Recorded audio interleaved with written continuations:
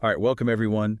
Today we're going deep on something, well, pretty universal, worry. We've got some really interesting stuff here that, well, it kind of shows just how much worry can really mess us. And I'm not just talking about, a little bit of stress here and there. Yeah, it's easy to think of worry as just like part of life, Mm. right? But what we're seeing in these sources is that it can have a huge impact on your health, your physical health. It's not just all in your head. It's kind of wild when you think about it historically too. Like even way back with Plato, they understood that there's this deep connection between the mind and body. That's a big deal, right? They're not separate. And then you've got the Mayo brothers, and they're saying over half of all the people in hospitals, their problems come from, anxieties, frustrations, worry, all that. Over half. It really makes you think about how powerful our mental state is, how it affects our bodies. Yeah, it shows the scale of it, for sure. And when you get into specific health problems, it's even clearer. Like arthritis, the sources link that to marital troubles, financial stress, big worries. It's not just a coincidence. It points to how worry over time can actually show up physically. And there's even stuff about possible links to, well, really serious things like mental illness and diabetes. It paints a pretty stark picture of what can happen if you just let worry run wild. And it's not just those big life worries either. A lot of what we're looking at is about the pressure of work, especially in high-power jobs, constantly being under the gun. And that takes a toll on the heart, big time. One study said over a third of business execs had heart disease, ulcers, high blood pressure.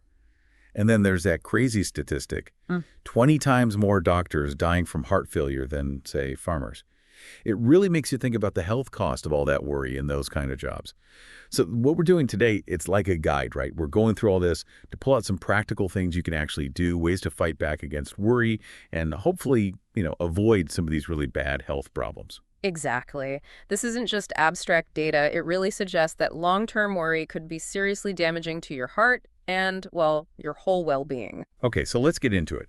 One of the first things that jumps out is this idea that, well, a lot of worry actually starts with confusion. This comes from Herbert E. Hawks, who was the dean of Columbia College. And he said, when we're all worried, a lot of times we don't actually stop and analyze what's causing it. That makes a lot of sense, right? Worry can feel like this big, overwhelming thing. And your first instinct might be to just feel it, not really try to understand it. And that lack of clarity, that confusion about what's really bothering you, it just keeps the worry going. Right, exactly. So Hawks, he came up with his three-step analysis to cut through that confusion. Step one, get the facts, figure out, like for real, why you're worried. And one of the best examples of this, it's in the story about Galen Litchfield. He was in Shanghai when the Japanese occupied it, and he was in danger of being tortured. And the first thing he did, he wrote down exactly what he was worried about. Writing it down, that can be really powerful. It makes it specific, concrete. It's not just this vague, anxious feeling anymore. It's right there on paper, something you can look at objectively. The thing is, worry likes vagueness. When you bring clarity, when you analyze it, worry loses its power. Absolutely. So step two, analyze those facts. Litchfield, he wrote down, what can I do about it? And then he listed his options. So it's not just about knowing the problem. It's about brainstorming solutions. Yeah. What can you do, right? And that's so empowering, right? You go from passively feeling worried to actively problem solving. Even if the options aren't great, even if they're limited, just thinking about them, it helps. You don't feel so helpless, which often comes with worry. Right. And finally, step three, make a decision and act on it. Litchfield, he decided, okay, I'm going to go to work like everything's normal. And crazy thing is, it worked. The Japanese admiral, he just scowled at him. It's a pretty dramatic example of how analyzing worry, it can literally be life-saving. So what you should take from this, it's that even small, concrete steps after you've analyzed your worries, they can make a big difference. Don't underestimate that. Yeah, it shows the power of being clear and decisive when you're feeling anxious.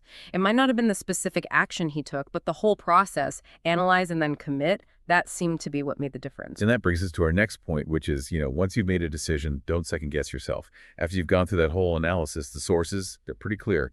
Be decisive and don't keep looking back. I think we've all been there, right? You make a decision and then you start doubting, thinking, did I do the right thing? But this is saying that hesitation, constantly rethinking everything, it can be really bad for you, especially when you're trying to deal with worry. It can be paralyzing. Yeah, totally. The idea is that doubt. It creates this like negative loop. It undoes all the mental work you did analyzing the problem, and you end up right back where you started, stuck in uncertainty. So what you need to do is trust your analysis, trust your decision, and then just move forward. Don't keep picking it apart. It's about building that mental toughness to say, okay, I've looked at it, I made my choice, now I'm sticking with it. That commitment, that's a big part of beating worry. It's about building that resilience to say, I've considered the facts, made my choice, and now I'm seeing it through. That in itself can be a powerful weapon against worry. Okay, so we've got some ways to tackle worries that are happening now, but what about that general anxiety, about the past or the future? Well, our sources, they had this really great idea called living in daytight compartments. Oh, I love that. What it means is, for you, it's about mentally separating your life, focusing just on today, like a ship, how it has compartments to stop flying. You're not letting the worries from yesterday or the anxieties about tomorrow. You're not letting them spill into today and overwhelm you. It's being present, not letting yesterday's problems or tomorrow's anxieties take over today. It's so true how we tend to always be looking ahead. Like Stephen Leacock, he said it perfectly. You've got the kid who's always waiting to be a big boy, then grown up, then married, then retired. And at the end, he realizes he missed all the good stuff in between. It's a good reminder, right? That worry about the future, it can steal the joy from right now. And it's important to understand this isn't about not planning for the future at all. The sources are clear, planning's important, but it's about the difference between good planning and just worrying about stuff that might not even happen. Exactly. The best way to prepare for the future is to do your best right now, to be fully present in whatever you're doing. And there's this story about a widow who was just consumed by grief, but she found peace, happiness even, in this quote, "Every day is a new life to a wise man." By focusing on each day as a fresh start, she found joy again. It really shows you, the power of shifting your focus. The past is the past. You can't change it. The future, who knows? All you really have is today. And when you focus on that, you leave less room for worry. It really emphasizes that, doesn't it? Shifting your focus. The past is done, the future's uncertain. All you really have is right now, and if you can keep your attention there, there's less space for worry to creep in. Okay, now here's something that might sound a little strange, but it can actually be really helpful. Embracing the worst-case scenario. The sources, they lay out a 3-step process for this that can really help with big anxieties. Yeah, it's about facing your fears, not trying to avoid them, which can make the worry worse. Step 1, you got to ask yourself the tough question. What's the absolute worst that could happen? And you have to really define it, even if it's unpleasant to think about. And for someone like Earl P. Haney, who had ulcers and was told he was probably dying, his worst-case scenario was pretty bad. But here's the important part.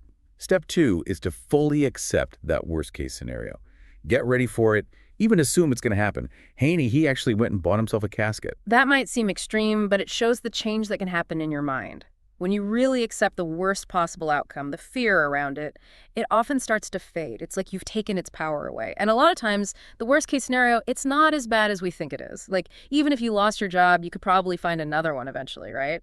And then, step 3, put all your effort into making that worst-case scenario better. Haney, he figured he was dying anyway, so he traveled the world, did all the things he always wanted to do. And get this, when he got back home, his ulcer was gone. It's a crazy story that shows how accepting the worst can actually lead to good things. It changes your whole perspective. Instead of being scared of the worst, you've already dealt with it in your mind, and now you can focus on making things better. It really is a total reframing. You're not stuck in fear anymore. You've mentally moved past it, and now you can concentrate on taking action, on improving things. All right, now here's an interesting idea, and it comes from the financial world. Setting a stop-loss order on your worries. Can you explain how that works, for our mental health? Sure. So in the stock market, a stop-loss order, it basically tells you to sell a stock if it drops to a certain price. It's a way to limit how much money you can lose. And what we're talking about here is doing the same thing with your worries, especially worries about bad stuff that happened in the past or, grudges you're holding on to. It's like drawing a line and saying, okay, I'm not letting this worry consume me past this point. So it's about consciously deciding how much time, how much energy you're going to spend on something negative. That's it.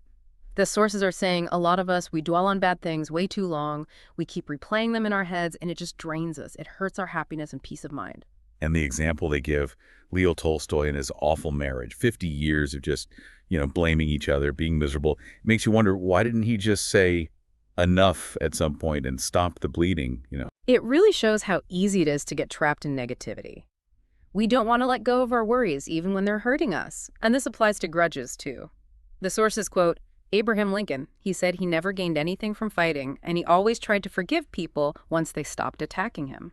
So the takeaway here is to decide for yourself how much of your time, your mental energy, is worth spending on a negative experience or a grudge.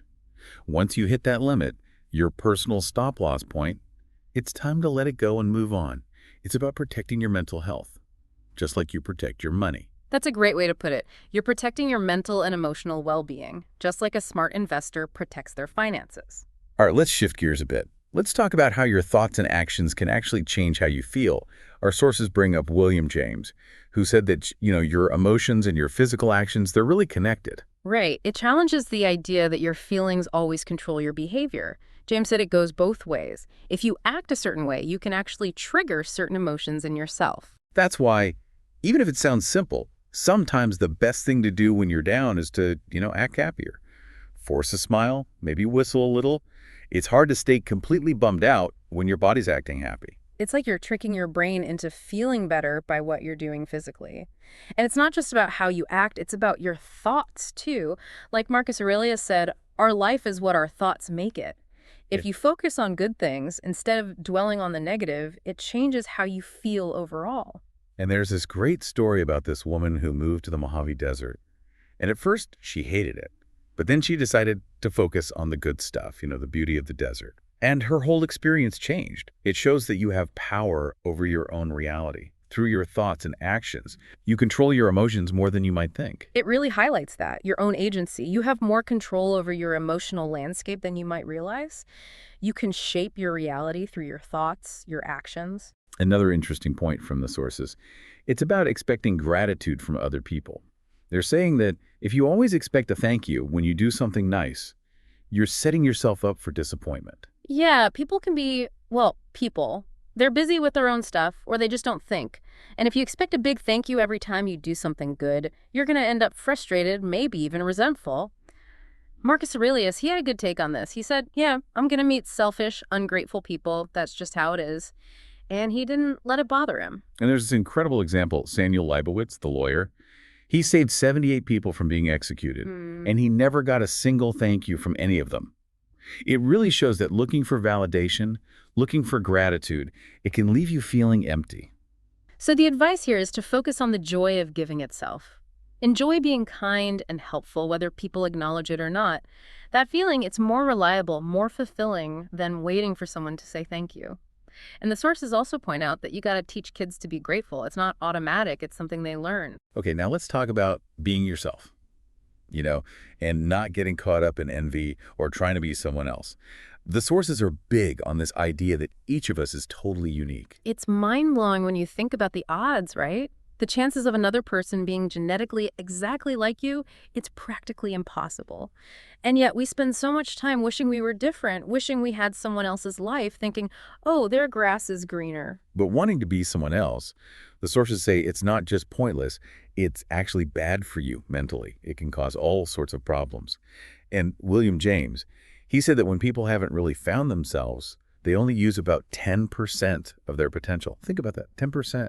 Wow, that's a lot of wasted potential, just trying to fit into someone else's mold.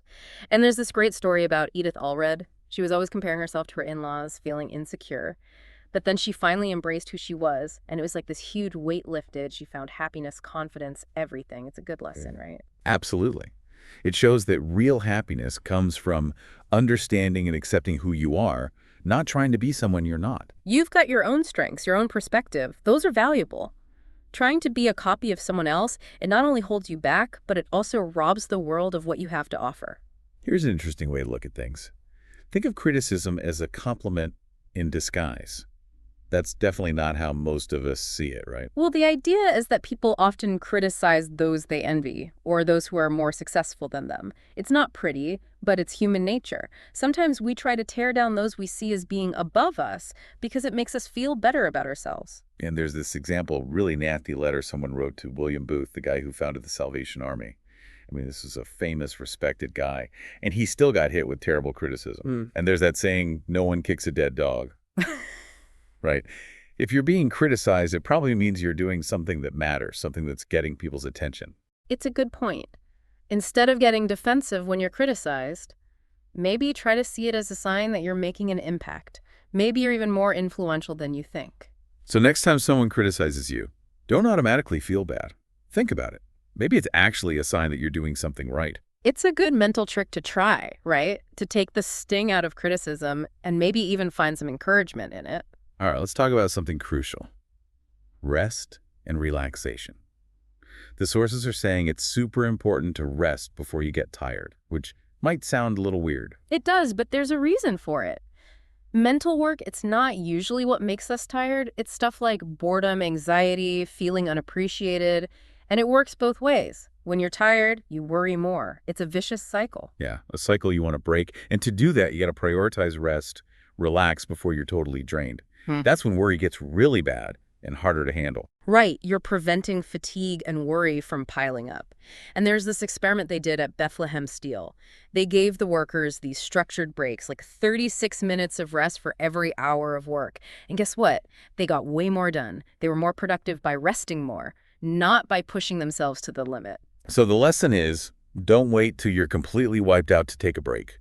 Build rest and relaxation into your routine. It'll help you worry less, and you'll be more balanced overall. It's about being smart with your energy and realizing that downtime, it's not a luxury, it's essential. That's so important. Downtime isn't a reward. It's a crucial part of staying productive and mentally healthy in the long run. Last but not least, the forces talk about how enjoying your work and staying organized can really help with stress and worry. It's harder to worry about something you actually like doing, right? Yeah, absolutely. They talk about how miserable it is to be stuck in a job you hate. And then you've got Thomas Edison, who worked like crazy his whole life, but he said he never felt like he worked a day because he loved what he did. That passion, that enjoyment, it protects you from stress and worry. They say, really think about what you want to do for a living, what you're interested in, even if it goes against what people expect or what your family wants.